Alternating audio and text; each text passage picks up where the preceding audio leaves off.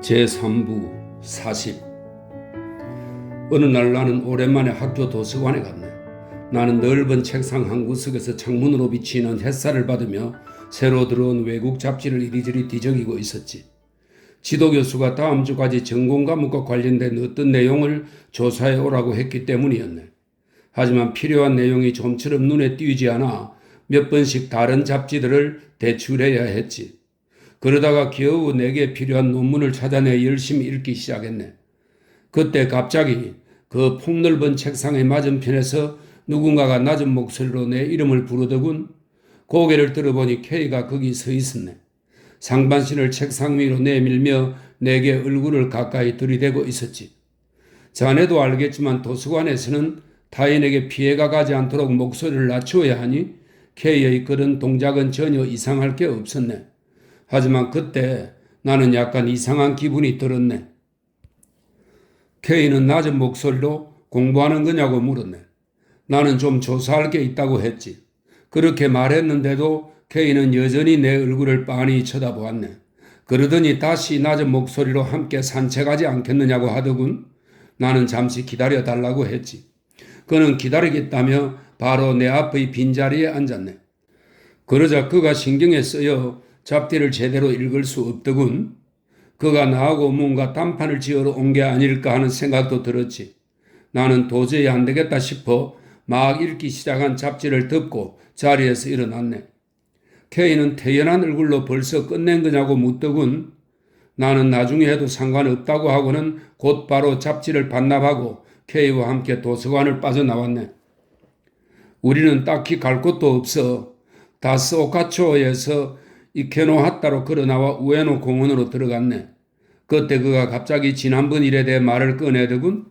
전후 상황을 종합해보면 K는 그 얘기를 하려고 일부러 나를 불러낸 것 같았네. 하지만 그의 태도는 아직 실질적인 방향으로 나아가지 못하고 있었네. 그는 내게 막연히 어떻게 생각하느냐고 묻더군. 사랑의 늪에 빠져버린 자신을 어떻게 생각하느냐고 물었던 것이네. 한마디로 그는 현재의 자신에 대해 내게 의견을 구하는 것 같았네. 거기서 나는 평소와 다른 그의 모습을 확인할 수 있었네. 앞서도 언급했지만 그는 천성적으로 타인의 시선을 두려워할 만큼 나약한 사람이 아니었네. 자신이 옳다고 믿으면 혼자 거침없이 나아갈 수 있는 배짱과 용기를 지닌 사내였지. 양부모와의 일을 통해 그의 성격을 누구보다 잘 알고 있는 내가 그런 질문을 받고 의아하게 생각하는 것은 당연한 일이었네. 내가 K에게 무엇 때문에 내 의견을 묻는 거냐고 하자 그는 평소와는 다른 자신 없는 말투로 나약한 자신이 너무나 부끄럽다고 했네. 그리고 너무 망설이다 보니 스스로 판단하기가 어려워져 내게 객관적인 의견을 구하는 거라고 하더군. 나는 즉시 망설인다는 말이 무슨 뜻인지 캐물었네. 그는 나아가야 할지 물러서야 할지 몰라서 망설이고 있다고 했네. 나는 곧바로 한 걸음 더 나아가 물러서야 한다면 물러설 수 있겠느냐고 물었지. 그러자 그는 아무런 대답도 하지 못했네. 단지 괴롭다는 말뿐이었네. 실제로 그의 얼굴에는 괴로워하는 기색이 역력했네. 만약 그 상대가 아가씨가 아니었다면 나는 그에게 메마른 땅을 적시는 단비 같은 말을 해 주었을지도 모르네. 나는 그 정도의 아름다운 동정심은 갖고 태어난 인간이라고 스스로 믿고 있네. 하지만 그때는 사정이 달랐지. 41. 나는 마치 무술시합을 벌이는 사람처럼 K를 주의 깊게 살폈네. 나는 나의 눈, 나의 마음, 나의 몸과 같은 내 안의 모든 것에 한 채의 빈틈도 보이지 않으며 K를 상대하고 있었네. 멋모르는 K는 빈틈투성이라기보다는 활짝 열어놓았다는 표현이 어울릴 정도로 무방비 상태였네. 나는 그가 간직하고 있던 요새의 지도를 넘겨받아 그의 앞에서 찬찬히 살펴볼 수 있게 되었지.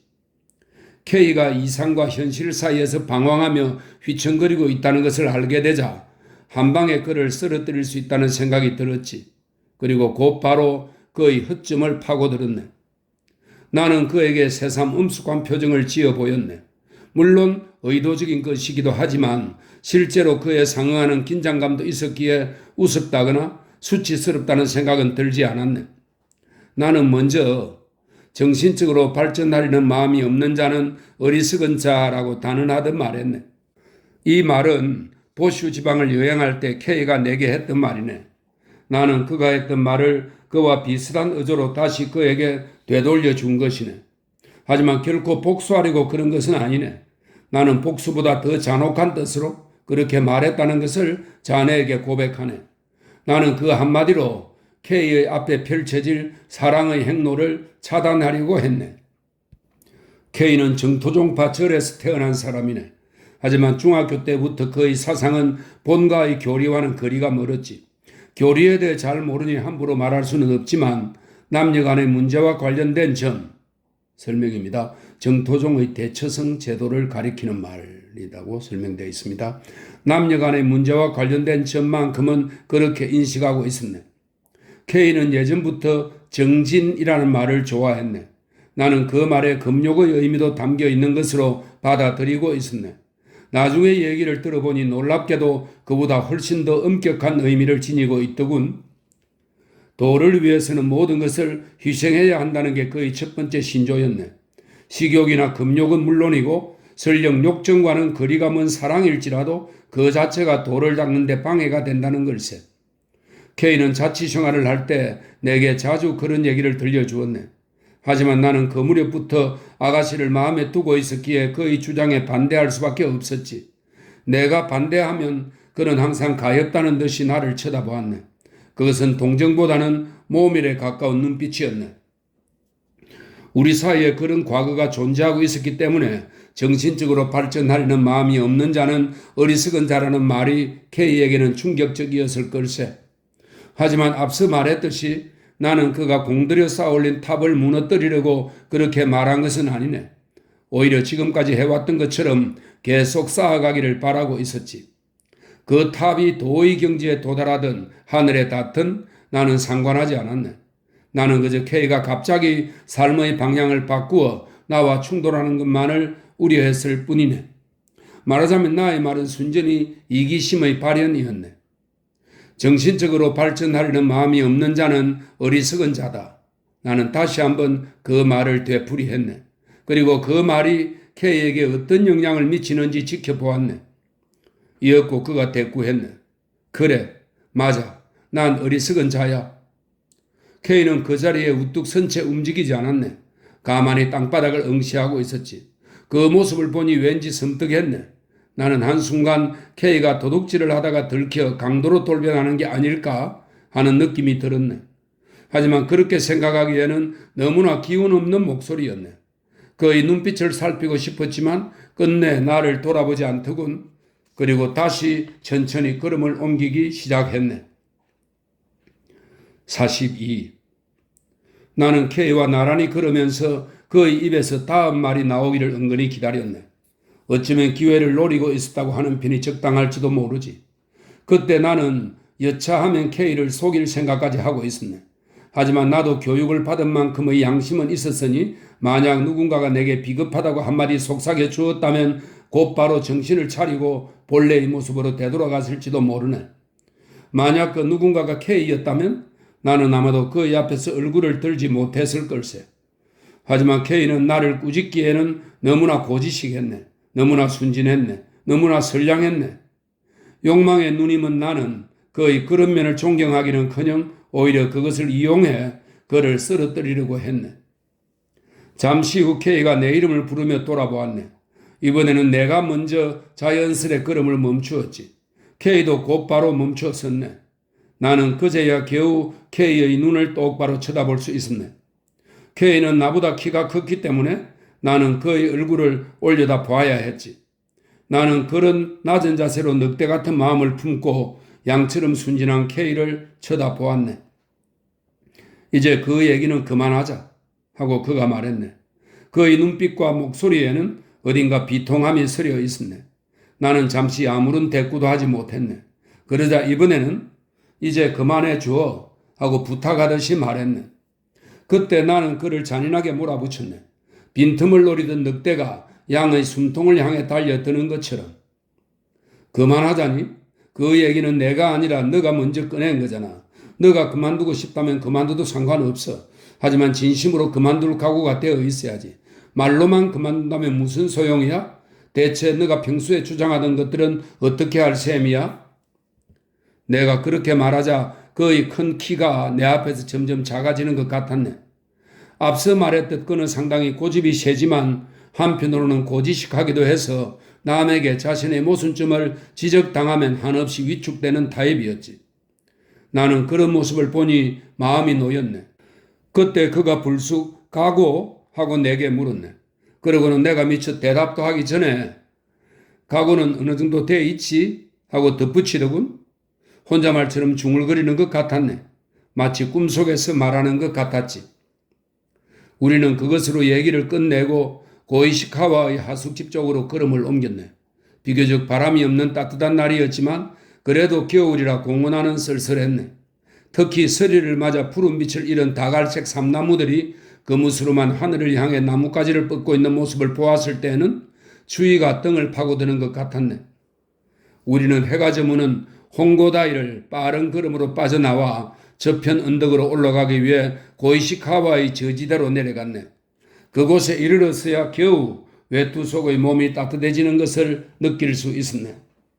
발걸음을 재촉한 탓도 있겠지만 우리는 집으로 돌아오는 길에 거의 말을 하지 않았네. 하숙집에 돌아가 식탁에 앉자 사모님은 왜 이렇게 늦었느냐고 물었네. 나는 케이와 함께 우에노 공원에 다녀왔다고 했지. 사모님은 이렇게 추운데 하며 놀란 표정을 지었네. 아가씨는 그 공원에 무슨 구경거리라도 있느냐고 묻더군. 나는 구경하러 간 게 아니라 그냥 산책하러 간 거라고 했네.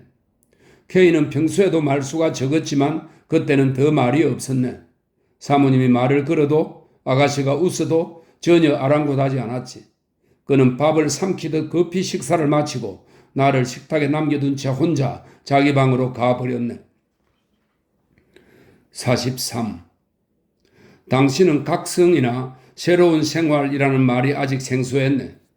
하지만 K가 과거의 자신에 연연하며 새로운 방향으로 내달리지 못한 것은 현대적인 사고방식이 부족하기 때문은 아니라네. 그에게는 쉽게 내버릴 수 없는 고귀한 과거가 있었기 때문이지. 그는 그것 때문에 지금까지 살아왔다고 해도 과언이 아니네. 그러므로 K가 사랑의 대상을 향해 곧바로 돌진하지 않았다고 해서 그의 사랑이 미온적이었다고는 생각할 수 없네. 그는 아무리 열렬한 감정을 품고 있어도 함부로 행동할 수 없었지. 앞뒤를 분간하지 못할 정도로 강한 충동에 휩싸이지 않는 이상 K는 가던 걸음을 멈추고 자신의 과거를 돌아볼 수밖에 없었네. 그러면 지금까지 걸어왔던 것처럼 과거가 가리키고 있는 길을 걸어갈 수밖에 없지.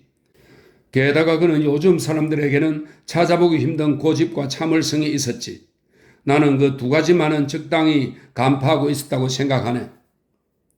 우에노 공원에 다녀온 날 밤은 나도 약간 홀가분한 기분이었네.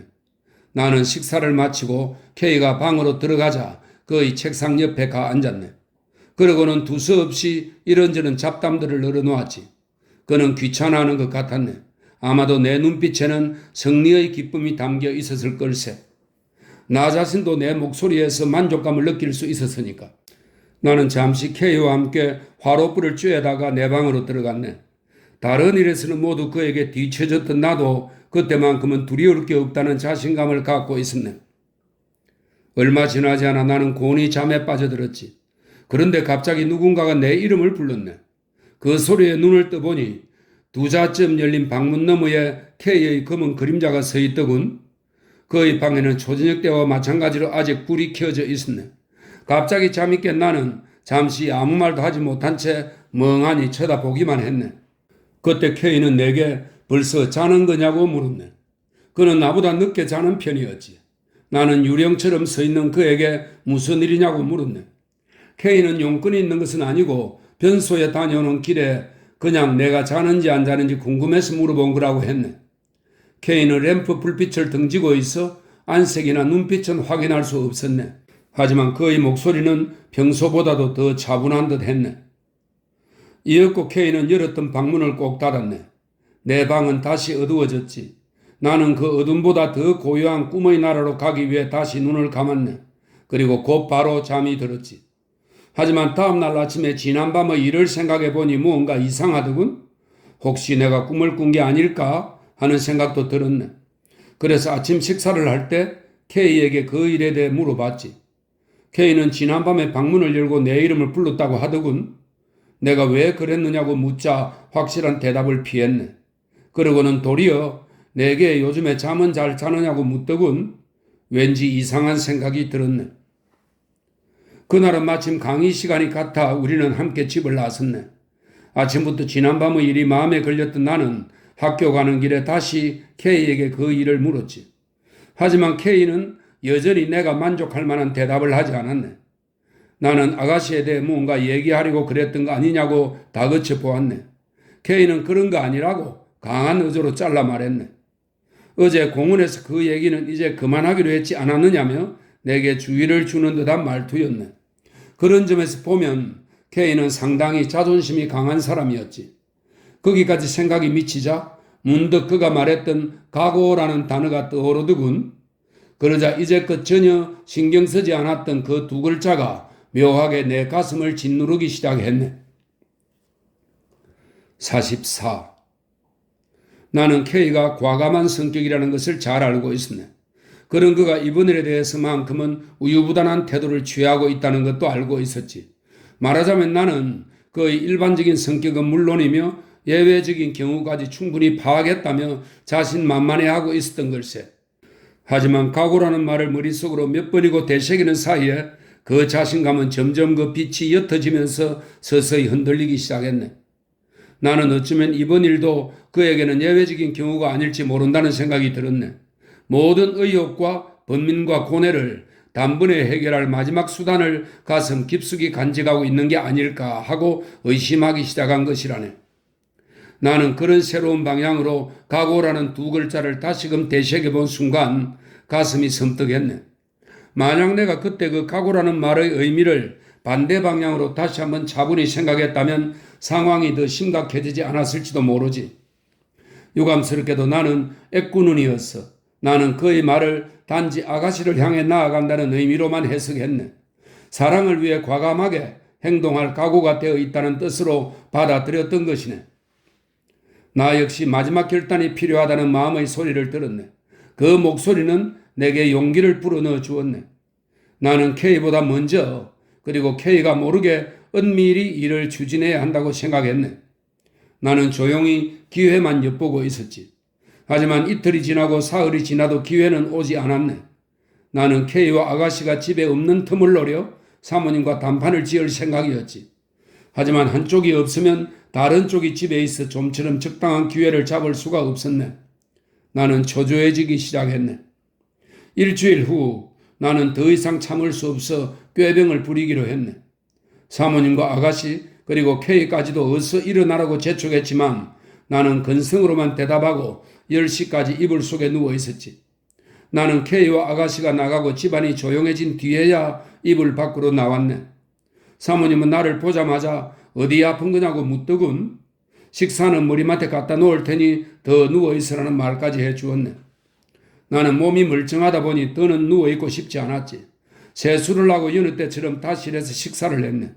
그때 사모님은 긴 목재 화로 저편에서 식사 시중을 들어주었네.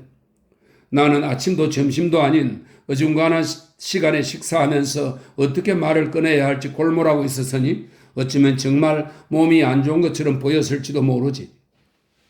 나는 식사를 마치고 담배를 피웠네. 내가 일어서지 않으니 사모님도 화로가를 떠날 수가 없었지. 사모님은 하녀를 불러 상을 물린 뒤 쇠 주전자에 물을 붓기도 하고 화로가를 닦기도 하면서 내 주변을 떠나지 않았네. 나는 사모님에게 오늘 무슨 특별한 볼일이라도 있느냐고 물었네. 사모님은 없다고 하고는 곧바로 왜 그러느냐고 반문했네. 나는 사실 말씀드릴 게 좀 있다고 했지. 사모님은 무슨 일이냐고 하면서 내 얼굴을 쳐다보았네. 내 기분과는 달리 사모님은 그다지 심각한 표정이 아니라서 나는 선뜻 말을 꺼내지 못했네. 나는 마지못해 적당히 이런저런 말을 꺼내던 끝에 최근에 K가 무슨 말을 하지 않았느냐고 물었네. 사모님은 영문을 모르겠다는 듯 무슨 말이요? 하고 되물었네. 그리고 내가 대답하기도 전에 그 학생이 뭐라고 하던가요? 하며 되레 내게 물었네. 45. 나는 K가 고백한 것을 사모님에게 전하고 싶지 않아. 아니요. 라고 대답했지만 거짓말을 했다는 생각에 마음이 편치 않았네. 그렇다고 K가 내게 뭔가 부탁한 것도 아니었기에 하는 수 없이 그냥 K에 대한 얘기는 아니라는 말만 덧붙였지. 사모님은 그래요? 하며 나의 다음 말을 기다렸네. 이제는 어떻게든 말을 꺼내야 했네. 나는 대뜸 사모님, 따님을 제게 주십시오 하고 말했지.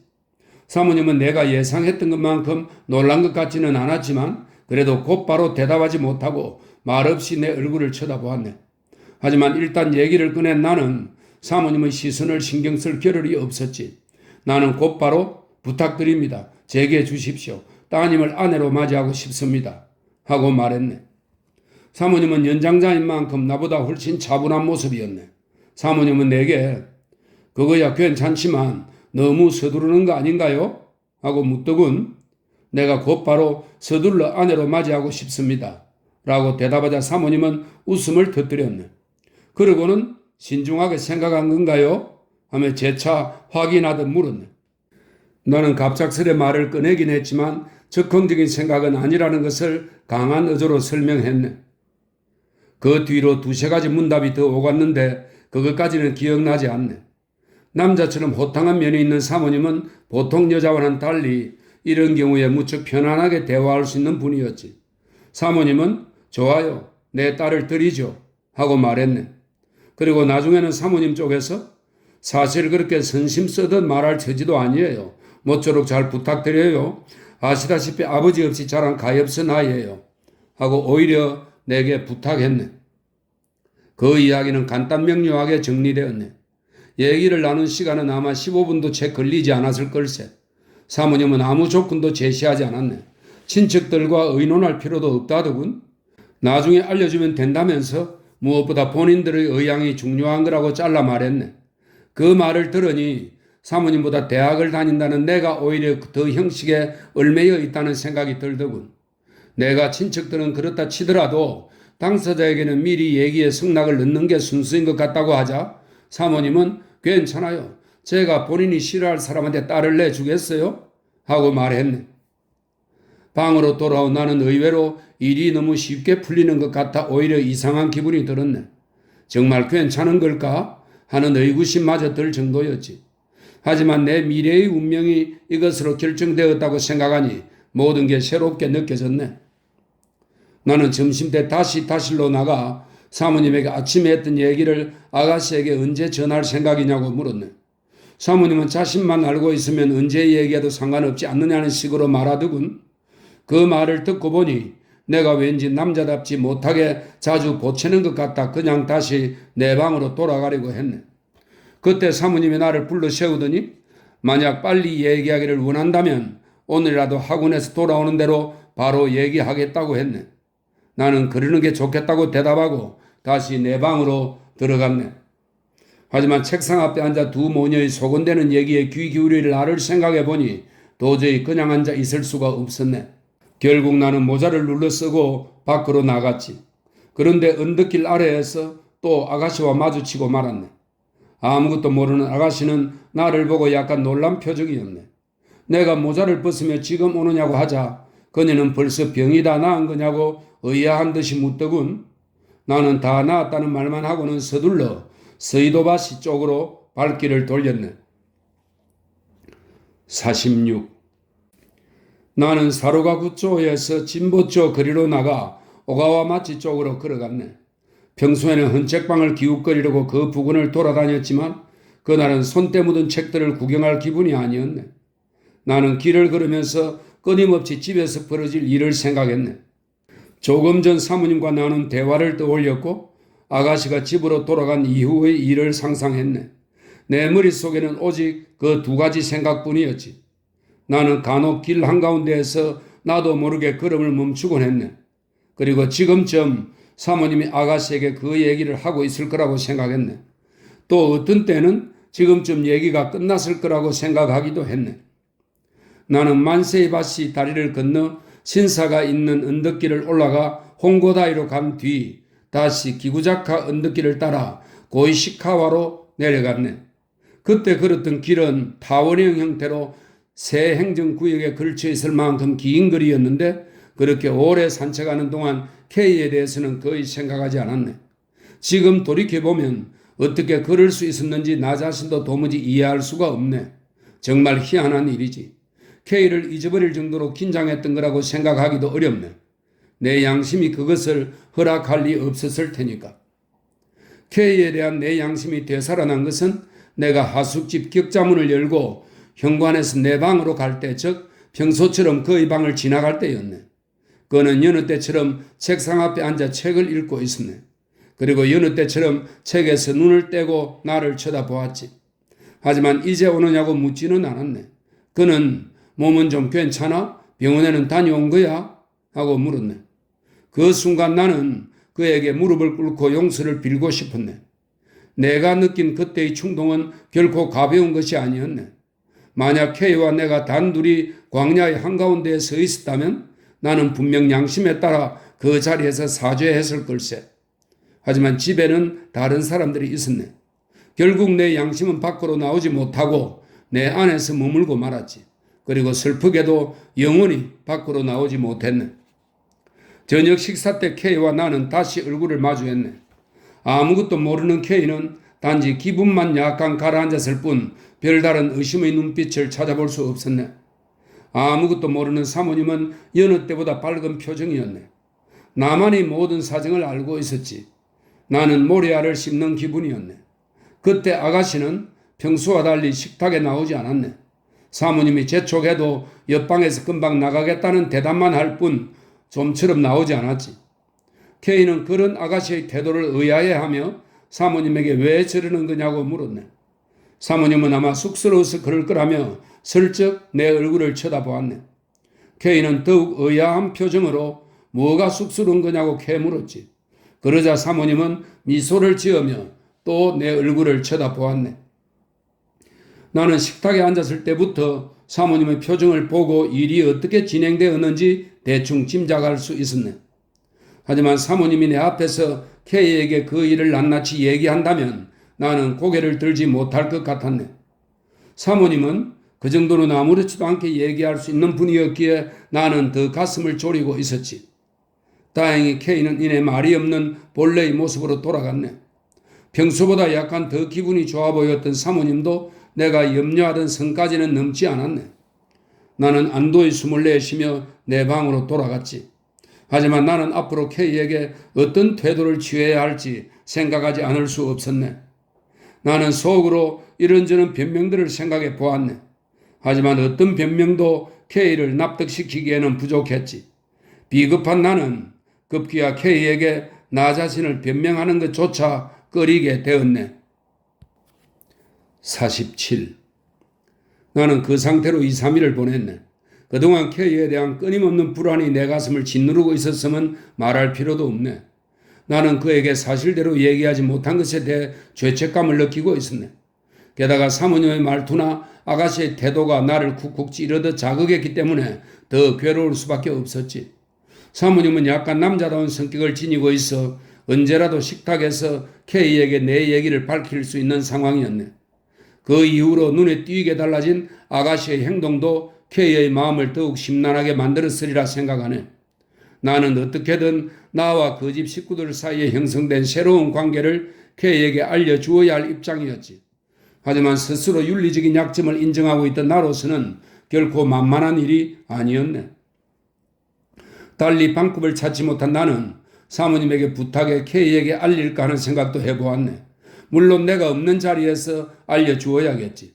하지만 사실을 있는 그대로 전한다면 직접과 간접의 차이만 있을 뿐 K에게 면목이 없기는 마찬가지겠지.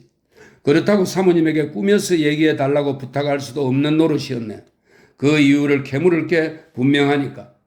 만약 사모님에게 모든 사정을 밝히고 부탁한다면 나는 사랑하는 여자와 그 모친에게 내 약점을 고스란히 드러낼 수밖에 없네.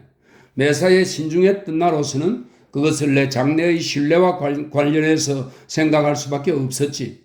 결혼하기 전부터 연인에게 신뢰를 잃는 것은 그 정도가 아무리 미미해도 내게는 견디기 어려운 불행처럼 보였네. 말하자면 나는 정직한 길을 걷는답시고 잘못된 길로 발을 내디딘 어리석은 인간이었네. 교활한 인간이라고도 할 수 있지. 그리고 지금까지 그런 사실을 아는 것은 오직 하늘과 나 자신뿐이었네. 어쨌든 나는 다시 정직한 길로 나아가려면 잘못된 길로 들어왔던 사실을 주변 사람들에게 알려야 하는 공경에 빠진 걸세. 나는 어떻게든 내 잘못을 숨기고 싶었네. 그러면서도 어떻게든 앞으로 나아가야 했지. 나는 그 사이에 끼어 옴짝달싹 못하고 있었네. 그로부터 대여섯쯤 지난 뒤 사모님이 갑자기 K에게 그 일을 얘기했느냐고 물었네. 나는 아직 얘기하지 않았다고 했지. 그러자 왜 얘기하지 않았느냐고 따지듯이 묻더군. 나는 그 질문에 말문이 막히고 말았네.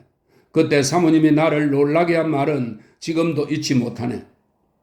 어쩐지 내가 얘기하니까 표정이 이상해지더라고요. 학생도 너무하네요. 평소에 그렇게 친하게 지내면서 말없이 시치미를 떼고 있다니. 나는 사모님에게 K가 아무 말도 하지 않았느냐고 물었지. 사모님은 별다른 말은 없었다고 했네. 하지만 나는 좀 더 자세히 묻지 않을 수가 없었네. 물론 사모님은 굳이 내게 숨길 필요가 없었지. 별다른 말은 없었다면서 그때 K의 모습에 대해서 세세히 들려주었네. 사모님의 이야기를 종합해 보면 K는 그 결정적인 타격을 최대한 침착하게 받아들인 것 같았네. K는 아가씨와 나 사이에 맺어진 새로운 관계에 대해 처음에는 그렇습니까? 라는 한마디 뿐이었다고 하더군. 하지만 사모님이 학생도 축하해 줘요 라고 하자 비로소 사모님에게 미소를 보이며 축하드립니다 라고 말하고는 자리에서 일어났다고 하네. 그리고 다시 방문을 열기 전에 다시 사모님을 돌아보고 결혼식은 언제입니까? 하고 물었다더군. 그러고는 무언가 축하 선물을 하고 싶은데 돈이 없어서 그럴 수가 없네요 하고 말했다더군. 사모님 앞에 앉아있던 나는 그 얘기를 들으니 가슴이 미어지는 것 같았네. 48. 날짜를 따져보니 사모님과 K가 그런 얘기를 주고받은 것은 이틀 전의 일이었네. 그 이후에도 K는 평소와 다름없이 나를 대해주었기 때문에 나는 전혀 눈치채지 못하고 있었지. 그의 초연한 태도는 설령 겉으로만 그렇게 행동했을지라도 존경할 만하다고 생각했네. 실제로 그와 나를 비교해보면 그가 훨씬 훌륭해 보였네. 계략을 써서 이기긴 했지만 인간으로서는 진 것이라는 생각이 내 머릿속을 어지럽히고 있었네. 나는 K가 나를 경멸하고 있을 거라는 생각에 얼굴이 화끈거렸지. 하지만 이제 와서 K에게 용서를 구하는 것은 내 자존심이 허락지 않았네. 내가 그대로 나아갈 것인지 그만둘 것인지 고민하다가 일단 다음 날까지 기다려보기로 마음먹은 것은 토요일 밤이었네. 그런데 그날 밤 K가 자살하고 말았네. 나는 지금도 그 광경을 떠올리면 소름이 끼치네. 언제나 머리를 동쪽으로 향하고 자던 내가 그날은 우연히 서쪽에 베개를 두고 이부자리를 깔았는데 그것도 무언가 관계가 있는지 모르지. 나는 머리맡에서 스며드는 찬바람에 문득 잠이 깼네. 눈을 떠보니 항상 닫혀있는 K와 내 방 사이의 장지문이 요즘 날 밤처럼 열려있더군. 하지만 그때와는 달리 K의 검은 그림자는 보이지 않았네. 나는 무언가 암시를 받은 사람처럼 이부자리에 팔꿈치를 짚고 몸을 일으키면서 K의 방을 쳐다보았네. 램프가 흐릿하게 켜져 있고 이부자리도 펴져 있더군. 하지만 이불은 발로 걷어찬 것처럼 아래쪽으로 젖혀져 있었네. 그리고 K는 저편을 향해 엎드려 있었네. 나는 어이 하고 그를 불렀네. 하지만 아무런 대답도 하지 않더군. 나는 어이 무슨 일 있어? 하고 다시 그에게 말을 걸었지. 그래도 K는 전혀 움직이지 않았네. 나는 곧바로 일어나 문지방까지 다가갔네. 그리고 희미한 램프 불빛에 감싸인 그의 방을 둘러보았네. 그때 내가 받은 첫 느낌은 갑자기 K에게 사랑 고백을 들었을 때의 느낌과 거의 비슷한 것이었네.